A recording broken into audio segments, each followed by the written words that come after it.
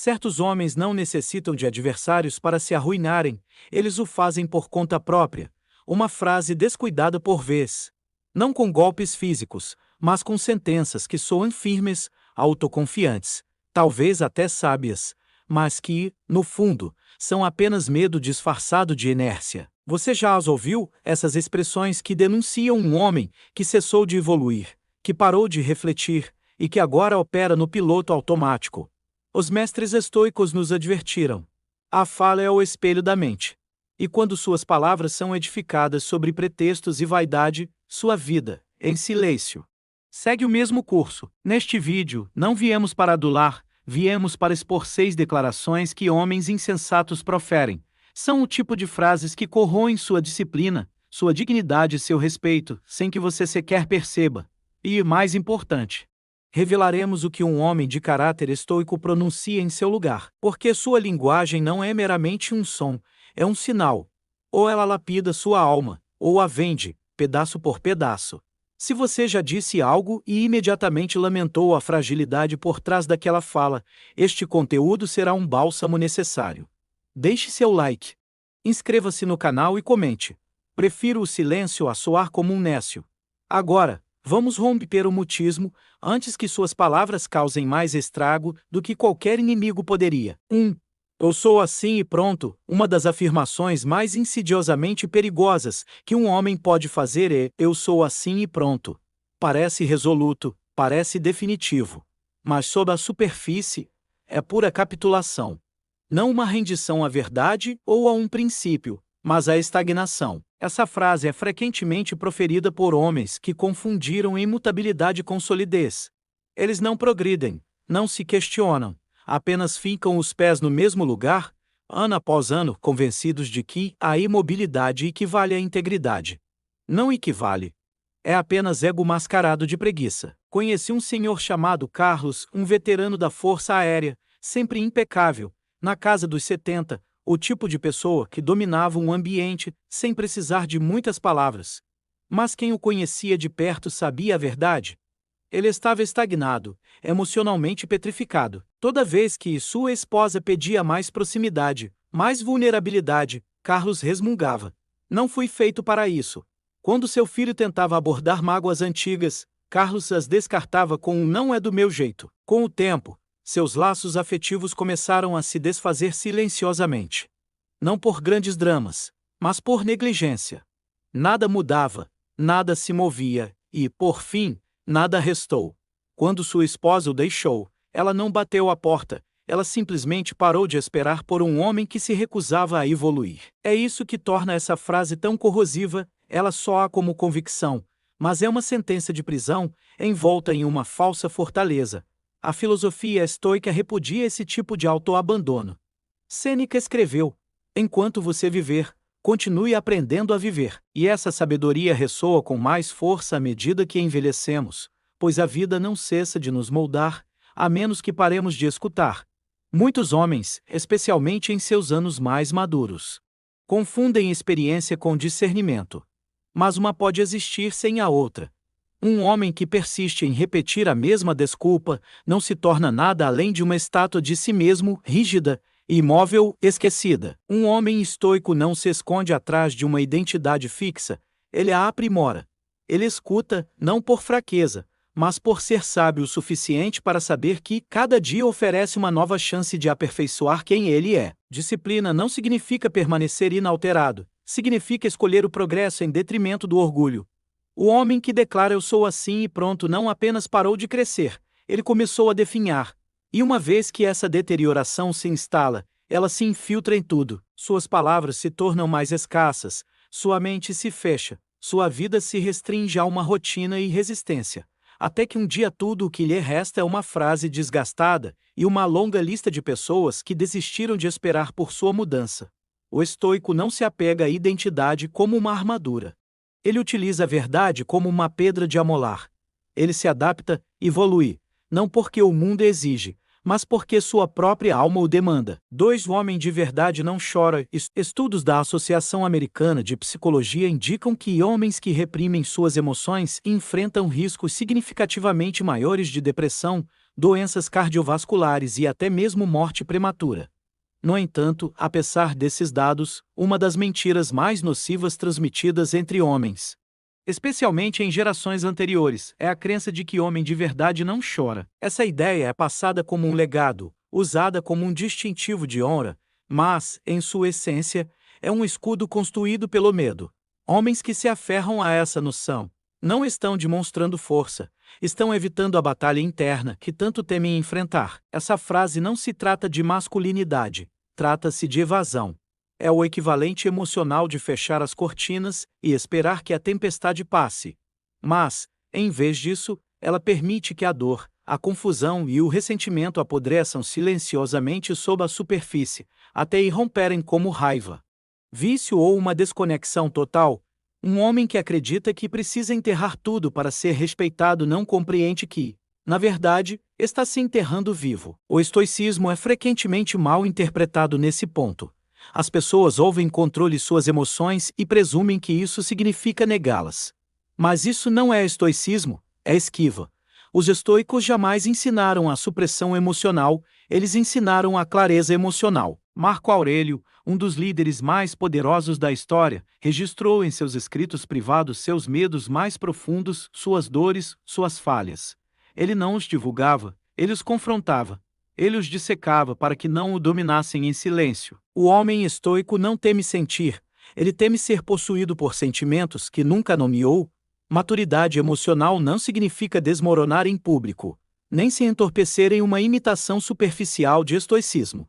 Significa observar o que ocorre dentro de você silenciosamente, implacavelmente, honestamente e aprender a responder a partir da serenidade, não do impulso. Homens que se recusam a falar sobre o que carregam são, com frequência, aqueles que carregam as maiores feridas. Eles pensam que não exibir rachaduras os protegerá, quando, na realidade, são as rachaduras que permitem a entrada da luz da sabedoria. Expressar o que o perturba não é um acesso de fraqueza, mas com total domínio de sua voz é uma força que poucos possuem. A verdade é que o homem que nunca fala sobre sua vida interior é, muitas vezes, aquele mais controlado por ela. O estoicismo não exige seu silêncio. Exige sua honestidade. Você não precisa chorar na frente de estranhos, mas precisa parar de fingir que não sente. 3. A culpa não é minha. Poucas frases expõem a fragilidade interior de um homem tão rapidamente quanto a culpa não é minha. À primeira vista, soa como uma defesa, mas, no fundo, é uma admissão de derrota. Esta é a linguagem de um homem que abdicou de toda a sua agência sobre a própria vida, que acredita que o mundo simplesmente acontece a ele, que ele é sempre a vítima, nunca a causa, nunca a solução. E essa mentalidade não apenas corrói sua dignidade, ela esteriliza toda a sua existência. Os estoicos consideravam esse tipo de pensamento o prelúdio da decadência moral. Epicteto escreveu: não são os eventos que nos perturbam, mas nossas opiniões sobre eles. O que isso significa? Que suas circunstâncias raramente são o verdadeiro inimigo.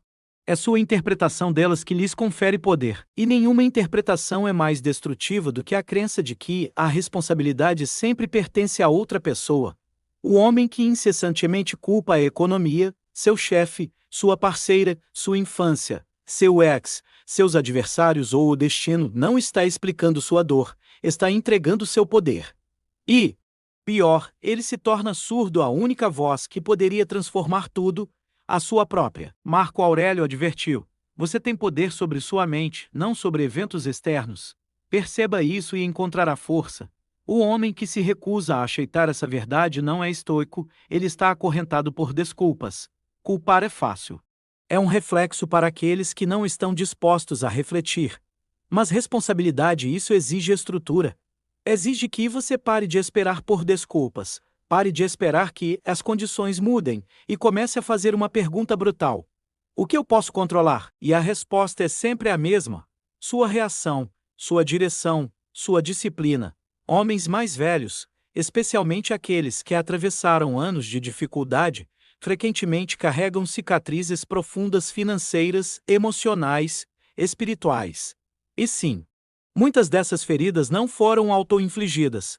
Mas carregar essa dor para o futuro como se fosse um salvo-conduto para a estagnação não é sabedoria, é covardia com uma memória prolongada. O estoico não nega a injustiça, mas se recusa a viver em reação a ela. Sêneca afirmou com simplicidade: uma joia não pode ser polida sem atrito, nem um homem aperfeiçoado sem provações. A vida vai te deixar em carne viva, mas culpar o atrito não te torna mais forte. Suportá-lo com graça e se adaptar, sim. Então, da próxima vez que algo desmoronar e essa frase subir à sua garganta, contenha, substitua-a. Não diga a culpa não é minha. Diga agora é minha responsabilidade. Porque essa mudança, esse momento sutil de apropriação é a diferença entre um homem que permanece amargurado e um que se torna melhor. 4. Eu mereço mais. Poucas palavras exalam uma arrogância tão silenciosa quanto eu mereço mais. Só como autorrespeito, mas, na realidade, é frequentemente uma máscara para o ressentimento e a inação.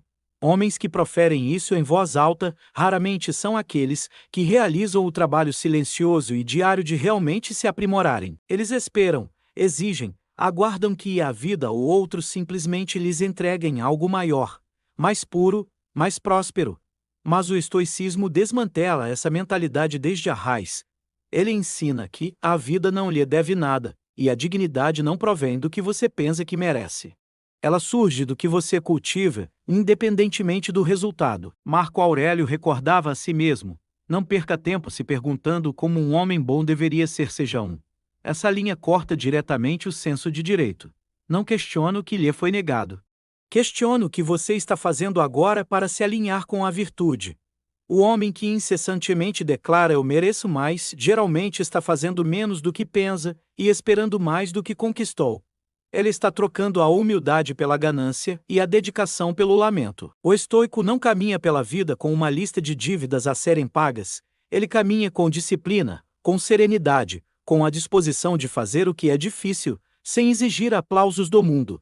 Epicteto disse: primeiro diga a si mesmo o que você gostaria de ser. E então faça o que tem que fazer. Isso é o oposto do direito, é personificação. Homens com senso de direito frequentemente confundem insatisfação com crescimento, mas não são a mesma coisa. Insatisfação sem disciplina apenas conduz à amargura. O verdadeiro crescimento exige desconforto, responsabilidade e contenção. Jamais um estoico diria eu quero o que é meu. Ele diria: serei o que admiro, independentemente do que receba. Homens em fases mais avançadas da vida frequentemente sentem essa frase se infiltrar quando relacionamentos se deterioram, carreiras estagnam, ou o reconhecimento se esvai. A tentação é culpar outros por não reconhecerem seu valor. Mas a realidade é esta: se você gasta mais tempo anunciando seu valor do que desenvolvendo, já perdeu o rumo. Sêneca escreveu: não é que tenhamos pouco tempo para viver, mas desperdiçamos muito dele. E um dos maiores desperdícios é o tempo gasto exigindo recompensas por trabalho nunca realizado. Um homem de profundidade, de substância, de caráter estoico não diz eu mereço mais. Ele pergunta: ainda estou me aprimorando? Porque essa pergunta o mantém responsável pelo processo, não pelo prêmio. 5.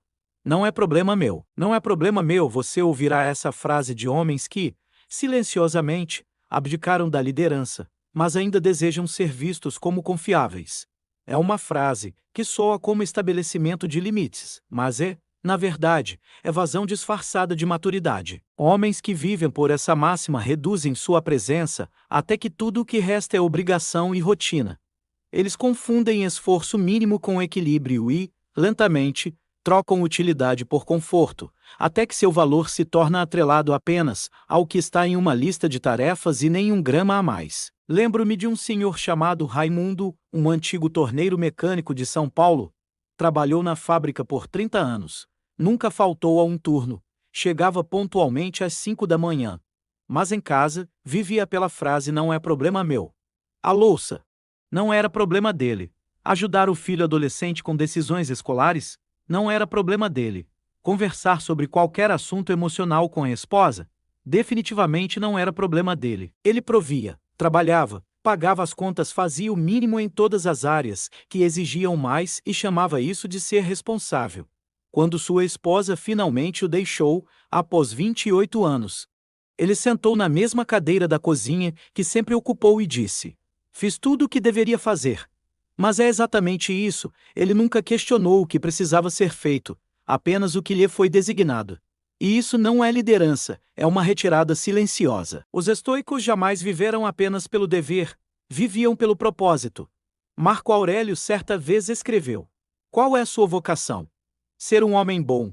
Não um homem que se esconde atrás de descrições de cargo, mas um que percebe uma lacuna e a preenche. A força estoica significa aparecer mesmo quando é desconfortável, mesmo quando não é visto, mesmo quando ninguém está contando os pontos. Porque o homem, que apenas faz seu trabalho, está silenciosamente esperando que outra pessoa carregue o peso do que ele evita. Quando um homem repetidamente diz não é problema meu, o que ele está realmente dizendo é não quero ser incomodado pela responsabilidade. Ele não está se protegendo, está perdendo sua influência. O homem estoico compreende que o poder não é encontrado no que você evita. É encontrado no que você abraça sem ser solicitado. E uma vez que você começa a terceirizar seu esforço, seu valor o acompanha de perto. Você não é mais alguém em quem outros podem se apoiar, você é alguém que eles aprendem a contornar. 6. É o que tem para hoje. Pesquisas em ciências comportamentais indicam que um dos primeiros sinais de desamparo aprendido em adultos é a resignação verbal, o momento em que as pessoas deixam de acreditar que suas ações podem influenciar sua realidade. E nenhuma frase sinaliza essa resignação mais do que o encolher de ombros casual de é o que tem para hoje. À primeira vista, só é estoico, desapegado, sábio. Mas, sob a superfície, é tudo menos isso.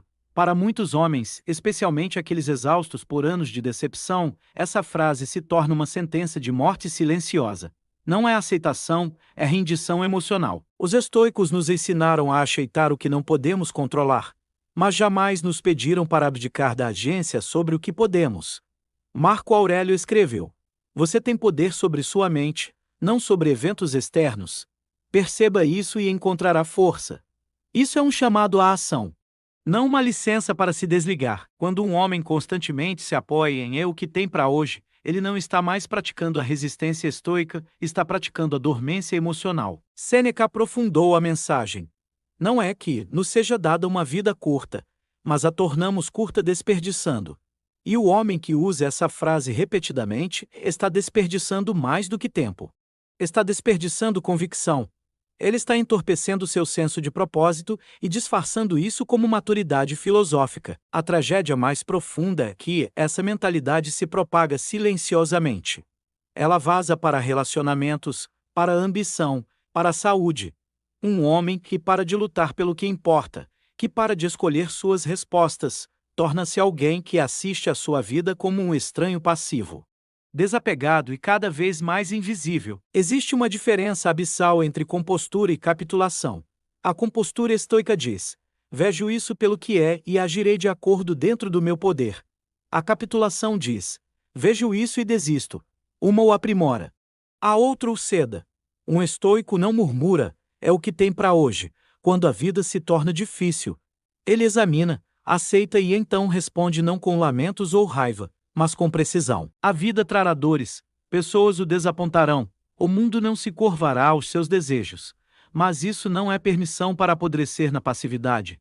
Então, da próxima vez que essa frase subir ao seu peito, pergunte: isso é a aceitação estoica genuína ou estou apenas exausto demais para me importar?